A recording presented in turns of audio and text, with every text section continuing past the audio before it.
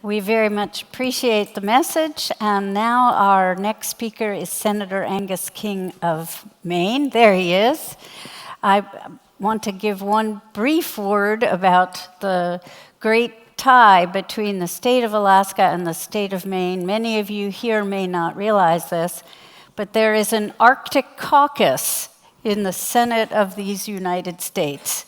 And it includes two members who are speaking here with us today, Senator Lisa Murkowski of Alaska, and, not surprisingly, Senator Angus King of Maine. Some of us often raise our eyebrows and smile at the thought of Maine being an Arctic state. But in fact, just as the port of Rotterdam or the port of Antwerp or other such places below the Arctic Circle are vital Arctic places, so too is the state of Maine for all those very same reasons at the exit of the Arctic shipping routes into the North Atlantic. So Senator King, welcome to our world. Nice to have you. Thank you. It's a pleasure to be back in Iceland. I was here 50 years ago this coming summer as a college student seeking an inexpensive way to get to Europe. My visit to Iceland was simply a refueling stop at Keflavik, but I'm delighted to be here for this conference. I bring you greetings from my colleague Lisa Murkowski. When I established my interest in Arctic issues, I stopped Senator Murkowski on the floor of the United States Senate and said, "Lisa, I would like to be the Arctic senator." And she said, "No, you can be the assistant Arctic senator." So I bring you greetings from Senator Murkowski of Alaska and also from President Obama. I was in touch with the White House yesterday morning because you know of his deep interest both in issues of the Arctic. He was in Alaska just this summer, and also in the subject of climate change. Why Maine? Well, we're the closest neighbor to Iceland, for one thing, and your intrepid explorers, almost 1,000 years ago, it was actually more than 1,000 years ago, we think visited Maine. At the time it was called Vineland, and there are indications of the Nordic-based explorers exploring the coast of Maine. Also, Maine is the closest U.S. port to Asia when a ship takes the northern route. And as we see that opening opportunity for us, that is an important opportunity for our state. We are a coastal state, and our ports along the long shoreline of Maine, which, by the way, has the longest coastline of any state in the country, with the possible exception of Alaska, because it's so crooked. But our ports will be the first ports of call for ships coming from China and Asia to the United States. Climate change is perhaps the greatest challenge ever faced by our collective humanity. It is indeed a crisis.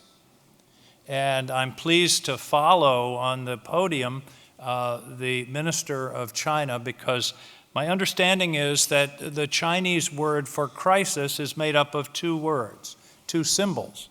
Those two are danger, not surprisingly, and opportunity, which is rather interesting.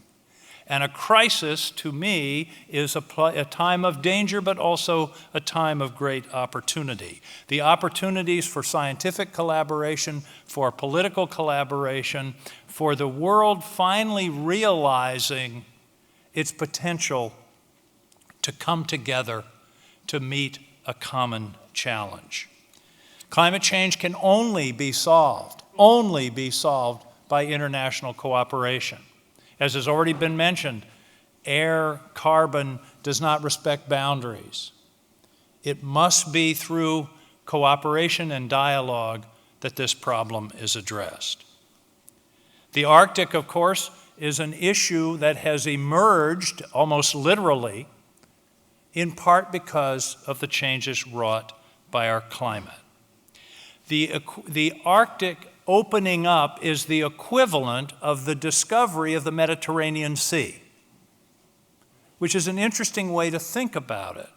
And the question is whether we can deal with the issues emerging in the Arctic, issues of energy, of indigenous peoples, of security, of transit, all of those issues, can we deal with them in peaceful and non-confrontational ways? Throughout history, territory has been the source of conflict. Mark Twain, the famous American humorist, has many wonderful quotes, but my favorite is, "History doesn't always repeat itself, but it usually rhymes." I'd like to see us prove Twain wrong in terms of the Arctic.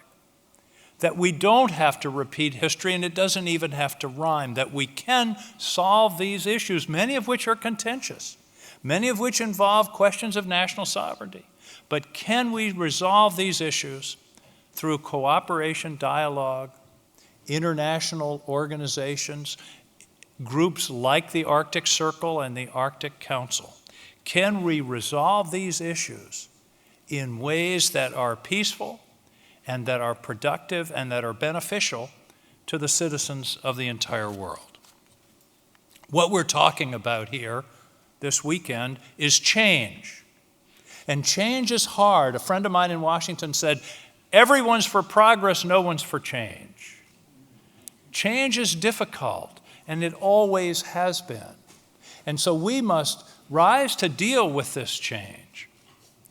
On December 2nd, 1862, I think one of the great leaders of the world, and certainly the greatest leader that our country has ever produced, Abraham Lincoln, went to address the United States Congress in the midst of our terribly destructive Civil War.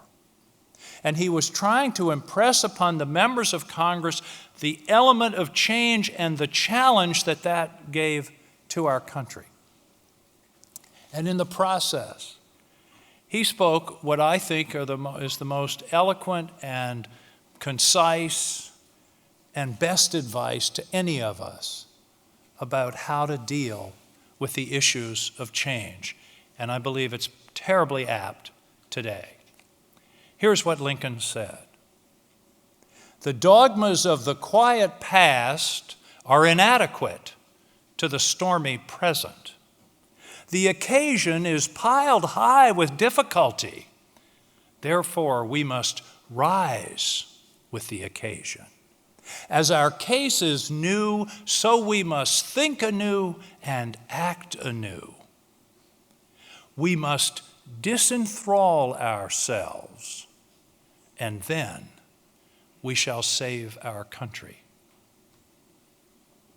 That's what we all must do.